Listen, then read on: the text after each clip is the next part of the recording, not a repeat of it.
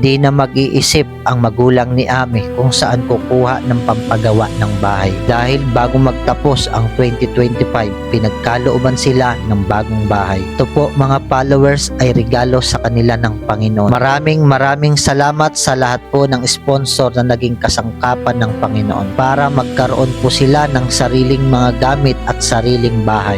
Unang-una nagpapasalamat po kami sa Panginoon at yung aming panalangin na magkaroon po kami ng bahay ay ngayon ay natupad na.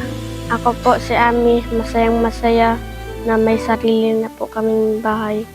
Dumating man ang tag-ulan at tag-init, may masisilungan na po kami.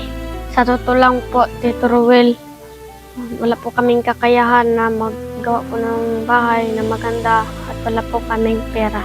Maraming pong salamat kay Ma'am Jen at nagpadala siya ng sapat na pera at tulong sa amin dahil kami nagkaroon ng bahay. Kung hindi siya kinuha ng Panginoon ang kanyang puso, ay hindi kami magkakaroon ng bahay.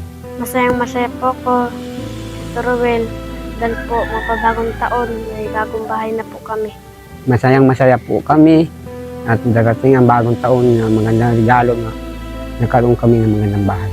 Totoo na brother, hindi ko na kayang magbuhat ng mga mabibigat at ako'y matanda na. At hindi po ako marunong magsulat at hindi po marunong ako magbasa dahil ako yung pinag-aralan.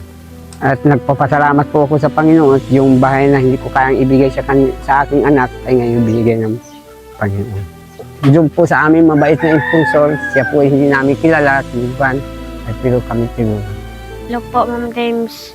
Maraming salamat po dahil po tuloy-tuloy po ang pagtulong niyo po sa amin. Bagong bahay na po kami, may bagong kusina, may bagong CR na po kami. Maraming salamat po sa Panginoon. Magbabagong taon na po kami, may bagong bahay na po kami. Matapos na po ang aming CR, kusina at bahay po. Pangako ko po, mag-aaral po ako ng mabuti para po matulungan ko po ang aking mga magulang. Tay, mabuti po sa atin ang Panginoon. Lagi po tayo magpasalamat.